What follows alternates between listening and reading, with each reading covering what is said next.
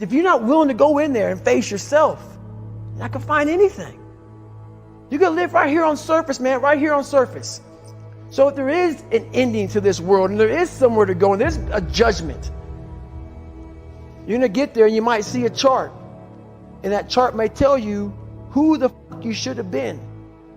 And now you get the rest of your life to think about that. Man, I could have lived a much better life if I just would have just suffered a little bit more. If I just would have went in that and realized I had so much more. But fear and the 40% and living here versus living here, being afraid, stop me.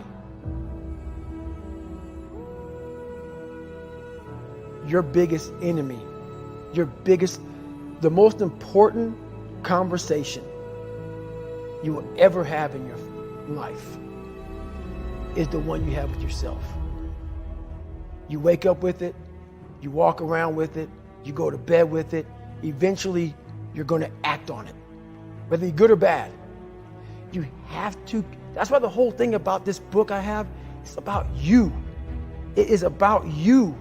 It's strictly about you finding who you are. So many people die, live 100 years, never fucking know who they are.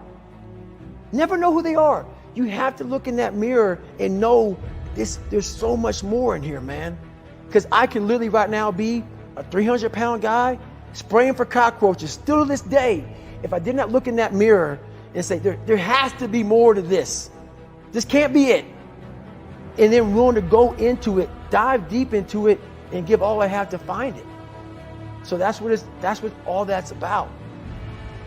Let's say there's 10 people in this room, and we're all mediocre. But I'm the best of the mediocre people. I now think I'm great. I'm great. We surround ourselves around people that make us feel great. They tell us what we want to hear. The second we put ourselves amongst the uncommon people, we don't like that feeling, that challenging feeling of that person who's waking up at 3:30 in the morning and say, hey, push your on, we're going for a run.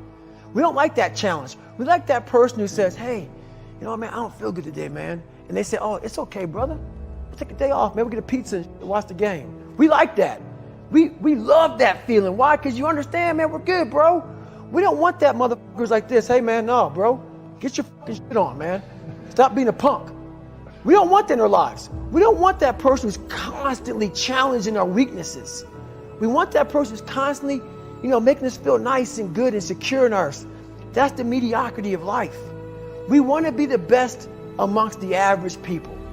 People wonder, how do you stay hungry all the time? Because after I accomplish something, I don't sit back like a lot of guys who graduate buds, graduate this, graduate that. They get comfortable. They wonder why I'm getting weak, man. I don't know, I lost my edge. What's going on? Because once you hit the top of the fucking mountain, guess what happened? I'm good. I'm good. So you wonder why you're falling down now. Because once you reach the top of the mountain, you got to build another one. That's mediocrity. There's a lot of people in mediocrity who have a nice resume, but they're one-timers, man. They hit a one-time deal. They busted it open, got a lot of money, but they're good. You're mediocre now, man. What are you fucking doing today, tomorrow, the next fucking day? That's why I don't listen to theorists. I don't listen to all that bullshit. I listen to a motherfucker who's like this, man. What's wrong, man? I'm fucking tired, dude. Why are you tired? Because tomorrow, I gotta do the fucking shit again, man.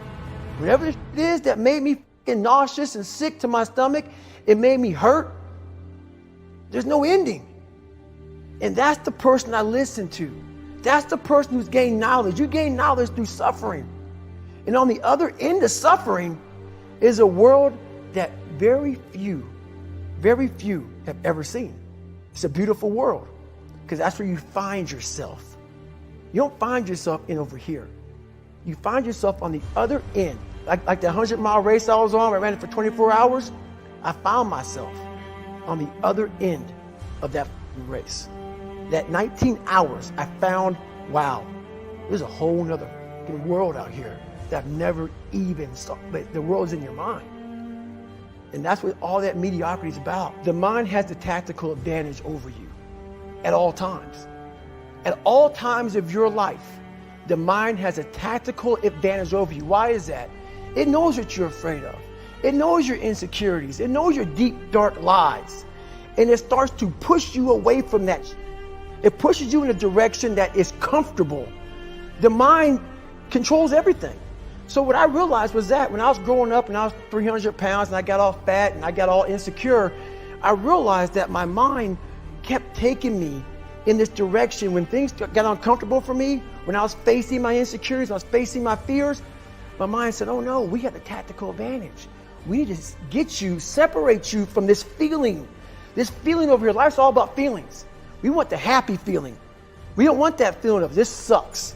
If in that moment, you can answer those up questions and you are now in charge of your brain versus your brain ruling you, that's where all that stuff comes from. So the 40% rule is all of that. You get to 40%, your brain says, we're done.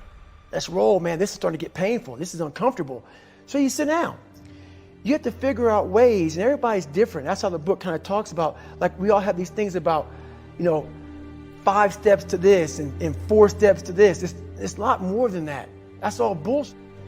It's a practice that you have to, it's a habit. So if you know that at 40%, I'm feeling pain.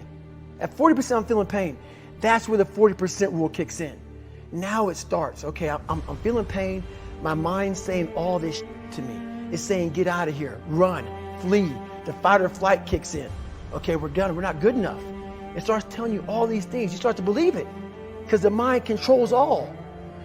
This is the time where you have to gain control back of your mind. It's okay. Let me see if I can go 45%. And once you start giving yourself more and more hope and start realizing, okay, the mind starts to be, okay, what are you doing? We're supposed to be going right and you're going left. You start then controlling your mind. Start finding more in yourself. And then it goes from 40% to a lot further than that. But that's the start of it though. Get to the spot where your mind is saying stop. Wherever that is, you gotta get there first. And then that's when that starts to work for you. You gotta control yourself in that moment.